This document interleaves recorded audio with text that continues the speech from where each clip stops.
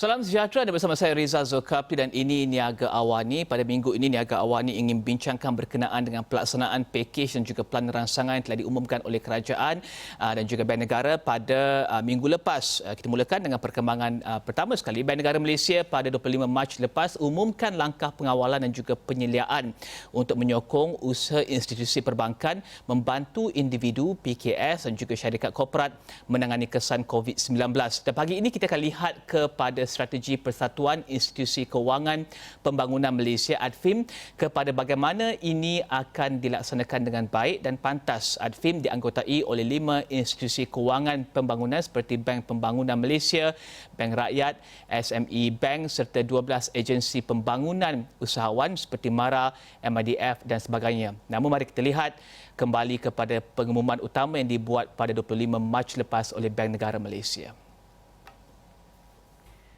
Pengumuman itu merangkumi langkah utama termasuk penangguhan dan penstrukturan semula kemudahan pinjaman atau pembiayaan. Institusi perbankan menangguhkan semua pembayaran balik pinjaman atau pembiayaan kepada individu dan PKS untuk tempoh 6 bulan berkuat kuasa pada 1 April 2020. Bagi kemudahan kad kredit, institusi perbankan menawarkan penukaran baki terkumpul kepada pinjaman bertempoh 3 tahun dengan kadar faedah yang lebih rendah. Dan terkini, pelbagai bank di Malaysia mengumumkan langkah untuk tidak mengenakan faedah terkumpul dan kadar keuntungan atas pinjaman dan pembiayaan mereka. Menurut kenyataan bank, ini antara lain ia untuk mengurangkan beban kewangan ke atas individu dan PKS. Institusi pembangunan usahawan yang menjadi ahli ADFIM juga menawarkan penangguhan pembayaran pinjaman di samping subsidi sewaan dan penstrukturan serta penjadualan semula pembiayaan. Menerusi pakej ransangan ekonomi prihatin yang diumumkan Perdana Menteri Tan Sri Muhyiddin Yassin, pelbagai perincian dan bantuan turut diumumkan. Ini termasuk dana tambahan RM4.5 bilion yang merangkumi 5 inisiatif utama termasuk dana bantuan kemudahan khas atau Special Relief Facility untuk PKS sebanyak RM3 bilion. Ini menjadikan jumlah keseluruhannya RM5 bilion. Perincian dan tambahan lain termasuk meningkatkan saiz dana kepada RM6.8 bilion di bawah kemudahan semua sektor ekonomi bagi meningkatkan lagi akses pembiayaan kepada PKS. Langkah lain termasuk meningkatkan dana di bawah skim kredit mikro yang menjadikan jumlah keseluruhan RM700 juta bagi pembiayaan mudah. Skim ini dan agihan tunai bantuan kepada individu dan isi rumah antara lain akan dikendalikan oleh Bank Simpanan Nasional dan institusi keuangan lain. Dan pagi ini kita bersama dengan ahli Persatuan Institusi Kewangan Pembangunan Malaysia ADFIM untuk membincangkan berkenaan langkah pelaksanaan pengumuman ini dan bagaimanakah ia akan dilakukan dengan pantas. Kita bersama menerusi Skype pengerusi Persatuan Institusi Kewangan Pembangunan Malaysia ADFIM dan Ketua Pegawai Eksekutif SME Bank Arya Putra Ismail dan juga Timbalan Pengerusi ADFIM dan Ketua Pembangunan Kewangan Malaysian Industrial Development Finance Berhad MIDF Azizi Mustafa. Kita mulakan dengan Arya dulu. Arya, kita melihat kepada pelaksanaan kerana ramai ataupun banyak PKS yang kami temu bual, ada sedikit mungkin komen berkenaan dengan apa yang telah diumumkan oleh kerajaan, namun daripada segi pelaksanaannya mereka mahukan wang ini pantas, mereka mahukan kemudahan ini pantas. Bagaimana area ingin memastikan dan juga SME Bank ingin memastikan bahawa pelaksanaan ini akan dapat dilaksanakan dengan pantas dan juga dengan teratur dan baik? Okey, terima kasih Rizal. Assalamualaikum warahmatullahi wabarakatuh. Saya ucapkan kepada semua yang mendengar pada sesi temu bual pada pagi ini. Ini adalah mustahak untuk semua PKS untuk mengetahui lebih lanjut dan lebih terang bagaimana mereka dapat enjoy this type of financial relief.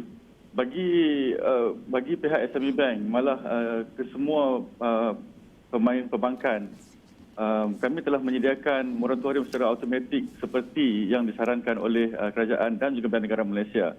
Ini sedikit sebanyak telah membantu para PKS secara immediate ataupun secara tanpa tangguhan, di mana mereka tidak perlu membayar ansuran bulanan kepada pihak bank.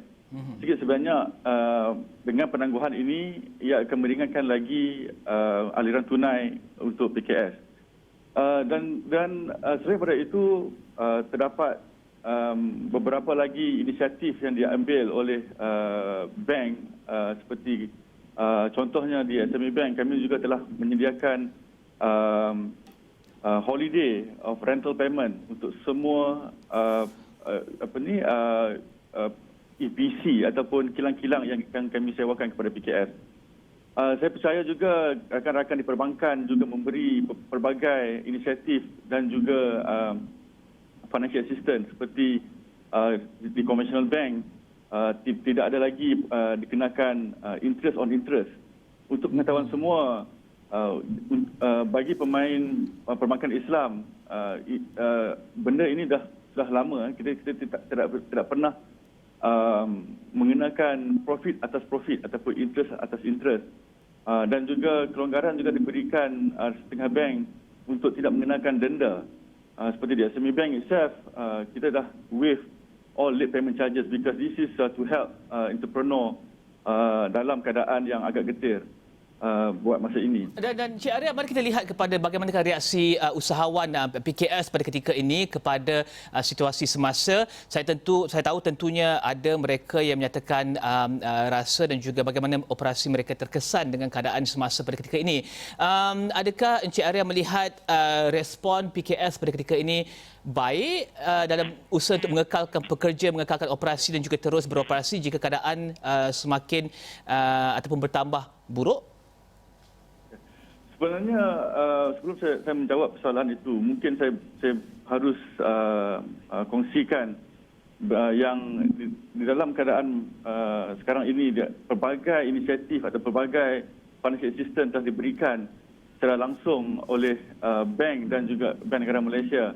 Pelbagai financial relief ataupun special financing telah diperkenalkan, contohnya di SRF, Special Relief Facility. Kita ada AES ataupun All Economic Sector Facility, kita ada Automation and Digitalization Facility, Agro Food Facility dan Micro Enterprises Facility.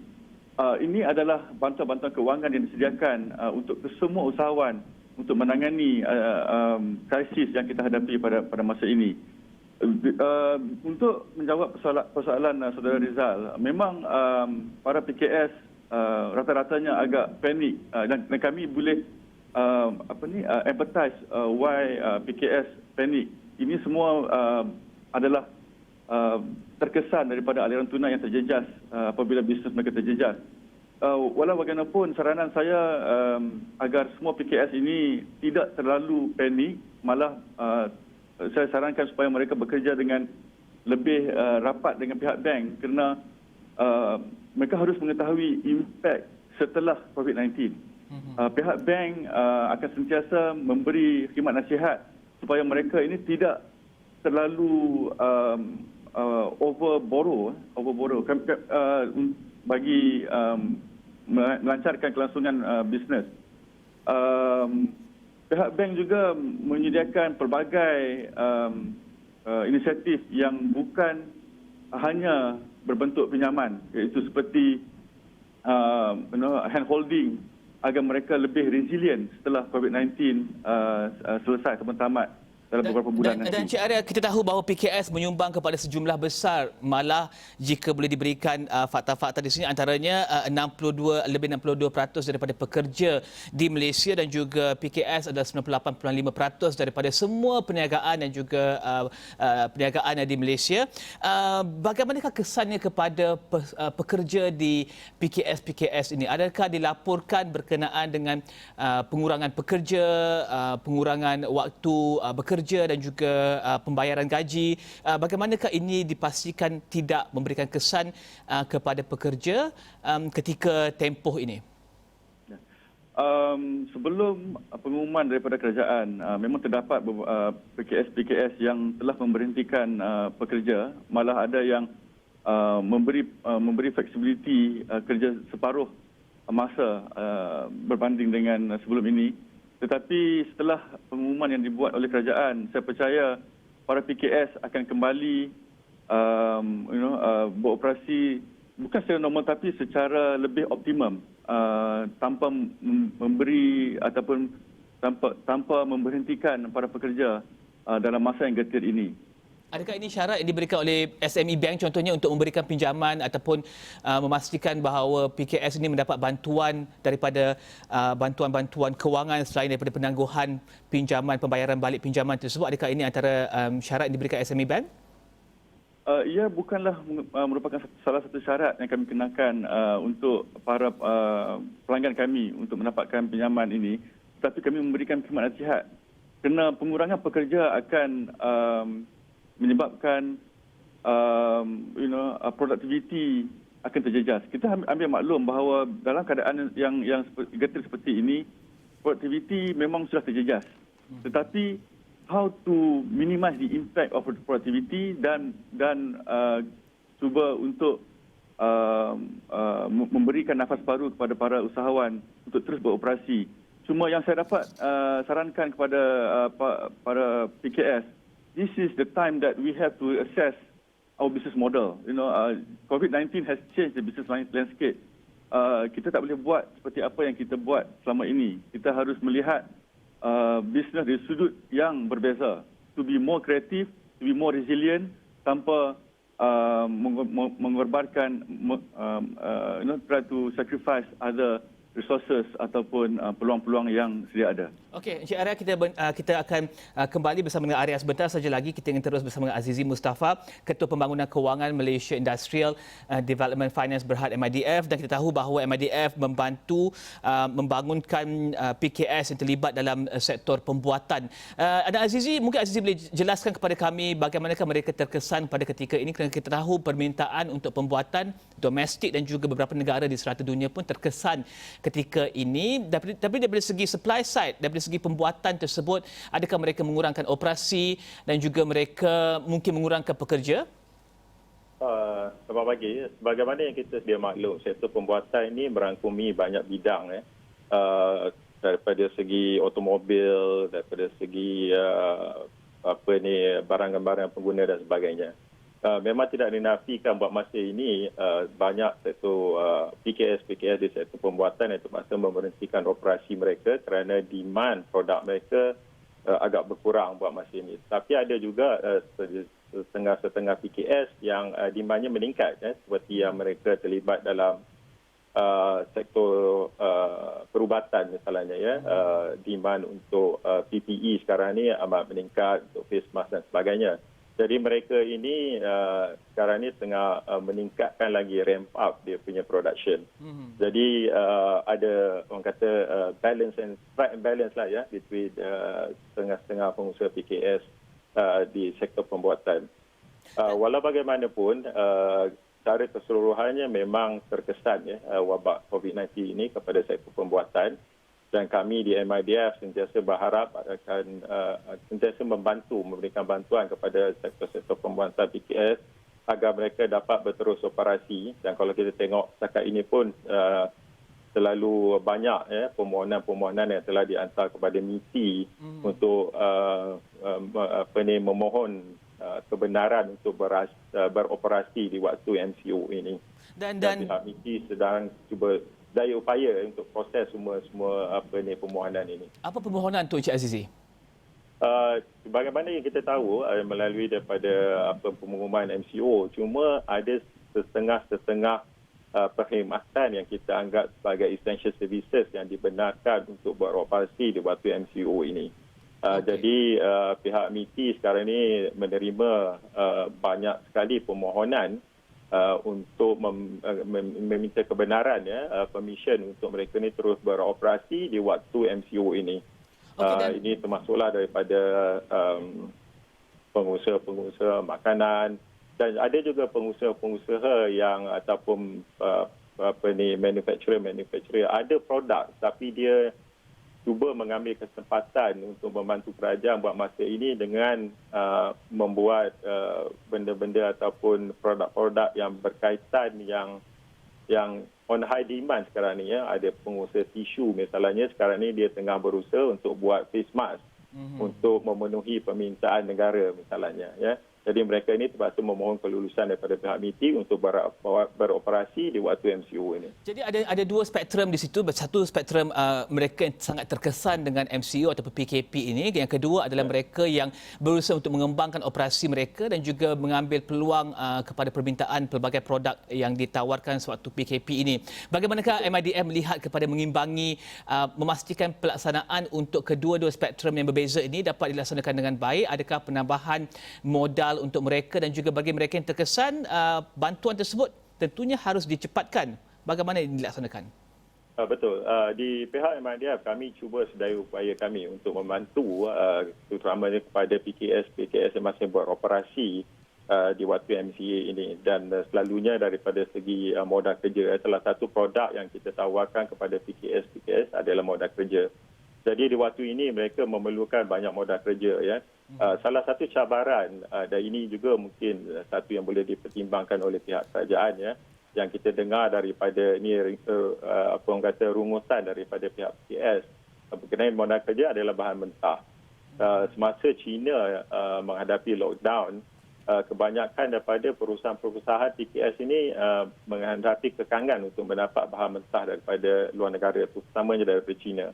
Yang menyulitkan keadaan lagi adalah kerana mereka ini telah pun membayar in advance, ya, duit untuk beli bahan mentah, tapi bahan mentah itu tidak boleh dihantar ke Malaysia. Jadi mereka terpaksa mencari bahan mentah daripada negara-negara lain. Dan untuk mencarinya satu hal, tapi yang lebih memeningkan PKS ini adalah daripada segi kewangan. Kerana mereka telah pun bayar bahan mentah yang sepatutnya diterima tapi tidak boleh diterima. Dan sekarang mereka terpaksa mencari modal lain untuk membeli bahan mentah daripada negara lain. Di sini MIDF cuba sedaya upaya untuk membantu mereka melalui working capital supaya mereka dapat terus bahan mentah. Okay. Dan kami di MIDF masih lagi beroperasi seperti biasa di cawangan-cawangan regional office kami, dan kami juga ada menyediakan khidmat nasihat terpanggil business advisory yang sebenarnya kita lancarkan bulan Oktober tahun lepas, di mana bukan sahaja pelanggan MIDF tetapi any PKS can call this number and kita akan cuba memberi bantuan daripada segi khidmat nasihat, daripada segi ke mana nak bentuk-bentuk pinjaman ataupun bantuan yang disediakan oleh kerajaan, kita akan cuba bantu mereka. Okey, Azizi, saya akan berikan Azizi dua soalan, ringkas saja untuk jawapannya. Pertama sekali adalah bagaimanakah ekspor mereka, jika mereka mengekspor, adakah permintaan ekspor juga terkesan dan bagaimanakah mereka boleh menampan kesan ini, dan juga paling ringkas sekali pengajaran paling utama ketika PKP ini kepada PKS yang terlibat dalam manufacturing, pelbagaikan sumber, pelbagaikan pasaran ekspor, bagaimana? Okey, soalan yang pertama mengenai ekspor memang terkesan, ya, secara ringkasnya, sebab pandemik COVID-19 ini adalah global pandemik, ya, maknanya memang semua market terkesan. Daripada segi pengajaran yang dapat dipelajari waktu PKS ini atau MCO ini adalah daripada segi apa orang kata keupayaan mereka, ya, untuk menangani pandemik ataupun masalah-masalah sebesar ini. Sebagaimana kita sedia maklum, syarikat-syarikat seperti PKS normally dia punya reserve ni ada cuma untuk 2 bulan. Kalau yang mikro lagi lah, selalunya reserve tunai yang dia ada cuma 2 minggu. Jadi bagaimanakah mereka untuk mengatasi masalah-masalah seperti ini? Kalau di syarikat-syarikat yang besar kita ada kita punya plan-plan kecemasan. Mungkin sekarang ini PKS perlu juga ada plan-plan kecemasan. Kiranya berlaku bencana, tak kiralah wabak penyakit dan sebagainya. Okey, terima kasih Azizi Mustafa, Ketua Pembangunan Kewangan Malaysia Industrial Development Finance Berhad dan juga Timbalan Pengurusi ADFIM. Kita kembali kepada Arya. Arya, saya ingin tanya soalan yang sama berkenaan dengan pengajaran yang harus PKS hadapi, kerana di media sosial di luar sana ramai yang bincangkan bagaimana PKS harus turut bersedia dalam tempoh yang tidak dapat diketahui berapa lama tempohnya dan juga keadaan semasa pada ketika ini. Saya ingin jawapan tersebut sebentar saja lagi dan juga kita akan sebentar saja lagi bersama dengan Ketua Pegawai Operasi Perbadanan Nasional Berhad dan juga Ahli Majlis ADFIM Azlina Juliani Abdul Jalil sebentar saja lagi. Kembali selepas ini.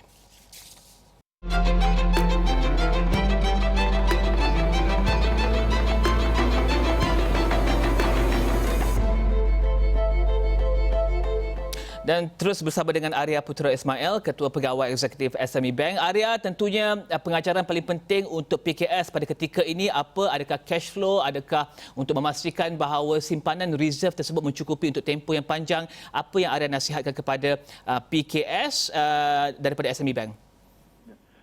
Seperti yang disarankan ataupun yang dinyatakan oleh Yang Amat Berhormat Perdana Menteri kita, this is unprecedented situation facing by all of us.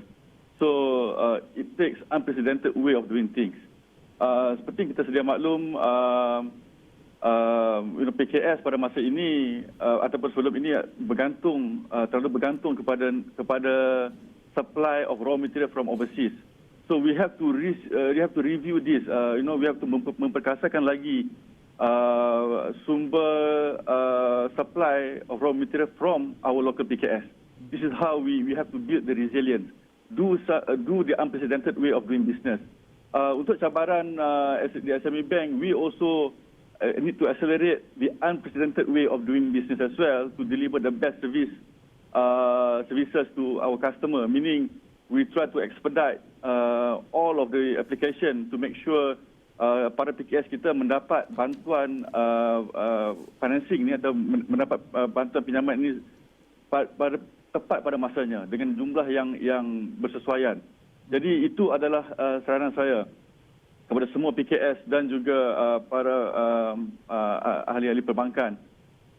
We have to move on. We have to look at new opportunity of doing business. Dan sebagai pengurusi ADFIM juga, bagaimanakah ADFIM berperanan kepada ketika ini memberikan maklumat paling penting, kemudian memastikan bahawa bantuan tersebut dapat disalurkan dengan efisien, baik dan juga pantas, dan bagaimanakah peranan ADFIM pada ketika ini, ahli-ahli ADFIM? Ya, alhamdulillah ahli-ahli ADFIM amat komited dalam membantu para PKS. Seperti yang Saudara Rizal maklumkan tadi, kita terdiri daripada perbankan dan juga bukan perbankan organisasi yang menjadi ahli ADFIM. Antara kesemua input yang diberikan oleh ahli ADFIM telah disalurkan kepada SG ataupun kepada pihak yang bertanggungjawab seperti di Bank Negara dan juga di kementerian. Malah SME Bank sebagai agensi di bawah MEDAC amat komited untuk memberi feedback yang telah disalurkan oleh ahli-ahli ADFIM untuk tindakan atau pertimbangan pihak kerajaan. Seperti bagaimana PKS dapat dibantu secara bukan hanya dari segi kewangan tetapi bantuan-bantuan seperti latihan yang dapat diteruskan walaupun PKP masih berkuat kuasa pada masa ini. Terima kasih Arya Putra Ismail, Ketua Pegawai Eksekutif SME Bank. Kita terus bersama dengan Ketua Pegawai Operasi Perbadanan Nasional Berhad dan Ahli Majlis ADFIM Azlina Juliani Abdul Jalil. Azlina, pertama sekali tentunya franchisee juga mendapat peluang untuk mendapat nasihat dan juga mendapat input daripada franchisor mereka sendiri. Bagaimana pula peranan PNS dalam situasi ini? Apakah yang nilai tambah yang diberikan PNS kepada franchisee dan juga franchisor di Malaysia pada ketika ini? Saya boleh ibaratkan para franchisee sebagai mendapat dua lapisan perlindungan, ya, double layer protection, ya. Dalam konteks franchise industry, franchisor adalah dia business leader, ya, the franchisee's business leader, pemimpin, pengemudi kepada sesuatu jenama. Selain daripada bimbingan, panduan daripada franchisor dalam mengharungi cabaran di luar jangka ini, PNS sebagai peneraju industri franchise memainkan peranan di peringkat kerajaan. PNS yang merupakan syarikat milik Menteri Keuangan diperbadankan juga merupakan agensi di bawah Jabatan Perdana Menteri. Ya. Jadi PNS akan memainkan peranan sebagai peneraju industri di peringkat kerajaan, yang mana kami akan memastikan pakej rangsangan ekonomi akan disalurkan kepada para usahawan franchise ya, dengan sebaik mungkin. So kami akan menjadi pengantara, kami akan menambah nilai kepada industri sebagai pengantara di antara industri dan pakej rancangan ekonomi oleh pihak kerajaan. Apa fokus PDS pada ketika ini untuk memastikan bahawa pakej tersebut dapat dilaksanakan? Apa fokus utama yang pertama sekali, low hanging fruits yang ingin disampaikan kepada franchisee?